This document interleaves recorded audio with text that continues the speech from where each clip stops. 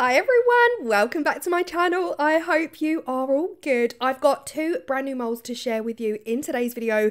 These were sent to me by Dennis at Resin Supplies Den on Facebook. I've worked with Dennis a couple times.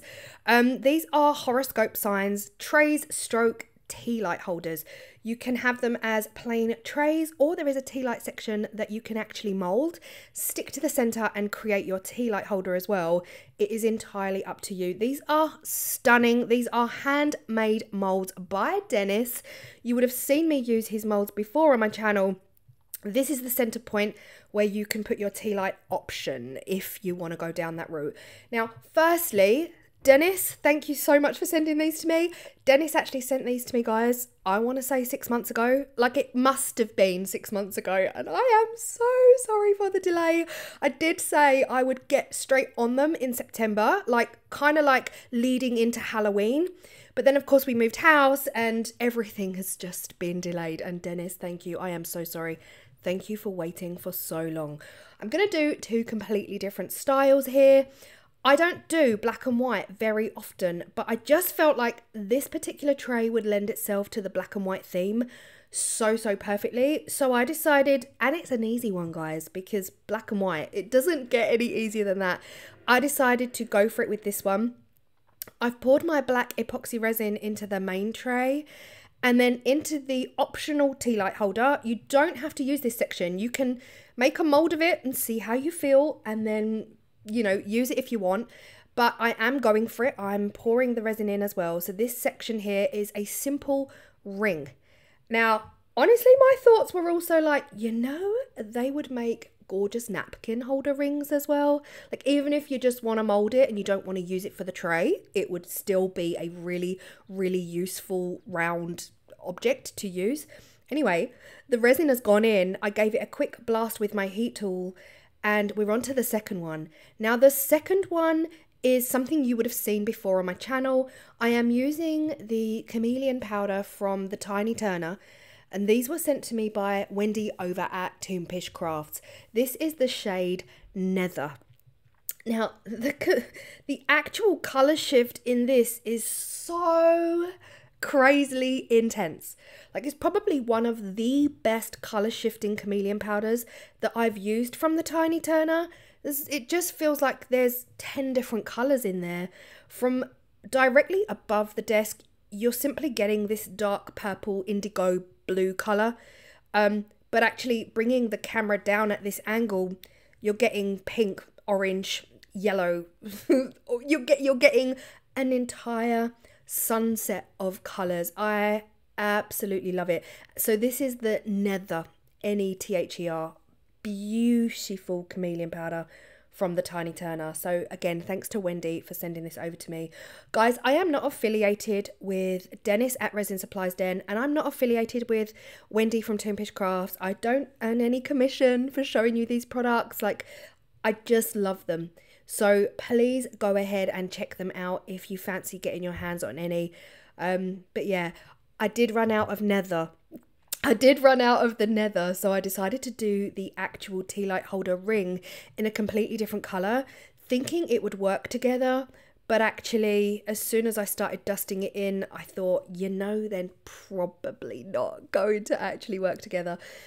To fill this one, you can either use your epoxy resin with a black pigment or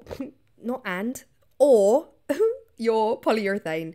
Now, honestly, I'm using polyurethane, but I don't think I needed to waste it like this because I didn't actually demold this until the next day. So I was kind of kicking myself. So really think about it. You know, sometimes I'll just grab the polyurethane. You guys know me.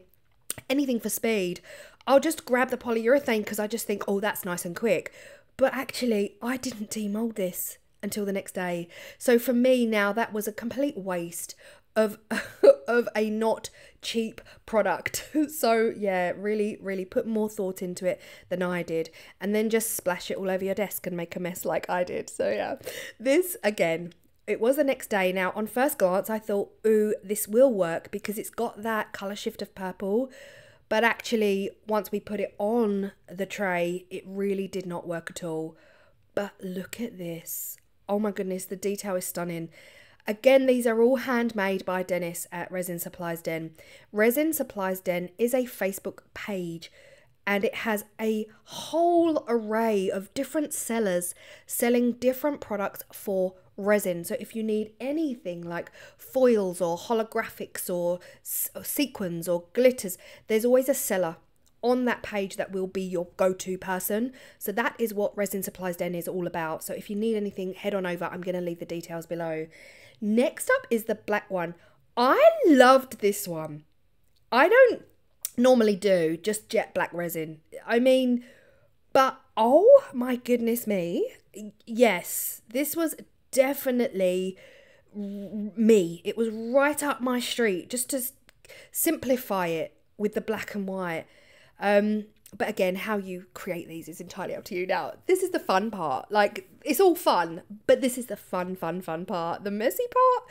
This is where we get to fill all of those stunning embossed details with white acrylic paint. We're going to bring these trays to life. Whilst they are beautiful in their own way, we really do want to highlight all of that detail so that we can really see what's going on, and white acrylic paint is the best way to go. Now, I am using gesso, white acrylic gesso. I want to say it's like twice, 3 times thicker than your standard artist's acrylic paint. And I have found that when I'm using molds like this, it really is the best. It really is the best possible product to fill and really give you that white wow impact. Now, I've tried these as well with silver paint, gold paint. Like a couple of years ago, I used something similar. But the silver and gold, it just didn't pop. It doesn't make your trays pop as much as white paint does. So honestly, guys, try it out for yourself, but white is my go-to. So if you're wondering why, or if I coulda, shoulda used a different color, that is why I'm using white, because white truly does bring these to life. I'm now using a wooden lollipop stick to scrape off all of the excess paint. The paint is still wet at this point, and it's okay to scrape off the majority. You can use a wet wipe. Like right now, I'm wrapping a lollipop stick in a wet wipe to just skim. I'm simply kissing the surface of the tray with the flat. It has to be flat, otherwise you're going to dig out the paint, and we don't want that. So I'm keeping the lollipop stick completely flat against the surface just to take off the excess paint before the acrylic paint fully dries. Now, this is an optional step. You don't have to do this. You can wait until the acrylic paint fully dries and then wipe it off. It comes away like a dream. You might worry that the paint will stick onto the surface, but it really doesn't. So you don't have to do this. I just want to take that additional step so that tomorrow, when the paint is fully dry, I can really wipe it down. I can really put some pressure on and wipe it down. I just like to get off the excess, and don't forget those edges, because when you go crazy with the paint the way I did, it does definitely get over to those edges. So you just want to make sure that you wipe those edges clean as well. It's just keep it as clean as you possibly can until the next day, and then you can really wipe it over. Same thing with the black. I started off with the silicone tool, but I'm honest, I like the mess. I like getting my hands in there. I feel like I get much better results when I am smushing it, really smushing it with my fingers, making sure that that white acrylic gesso is getting down and in. The nooks and the crannies and the embossed detail, they're so fine and they're so intricate. You really want to make sure that that paint has truly badly, deeply gone into each and every crevice. And I just feel like fingers, it's the only way to go, using your hands and getting messy with it. But again, scraping it off with my wooden lollipop stick, and all of that excess paint is then going back into the tub. We don't want to waste any paint. So just do your best to get as much off as possible before you allow this acrylic paint to fully dry. A couple of really light, gentle swipes over the surface with a wet wipe wrapped around a lollipop stick. You don't want to do any digging. You don't want to dig out any of that paint, but just go real gentle and get off as much excess as you can. before the next day when we can really, really go in again and wipe it off thoroughly. Again, making sure that all of the paint has come off of the edges. I mean, it's so crisp. The black and white is so crisp. I definitely need to explore, I think, more black and white, because it's satisfying to me to see this detail come through with the white paint and a black background. Again, it could work with any colour, but already I'm more in love with the black and white than I am with the chameleon results, if that makes any sense. I think I'm going to explore that a lot more next year, maybe in Halloween. But 24 hours later, I sprayed the whole surface with alcohol spray. I used a lint-free cloth, and by that I mean the back of my apron, to just rub the surface and get any of those last smudges, the paint smudges, just get them off.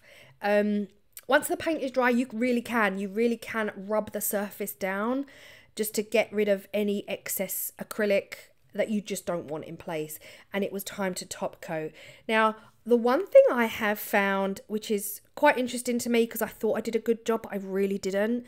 When I moved into my new craft room, I tried to make my worktops as level as possible. Now, the worktop on the left is definitely more level than the worktop on the right. So I've actually top coated both of these using the worktop on the left that I don't usually use. And it was so much more level. Like, really was. I felt really confident top coating these, that none of this resin was going to go over the edge. It just feels, yeah, it is. Even my spirit levels are telling me that for whatever reason, my worktop on the left is flatter than the one on the right. Now, I have to be honest with you guys, because I spent so long trying to be as neat as possible with the black and white, my resin started to thicken up by the time I got to the chameleon. Like, when will I learn?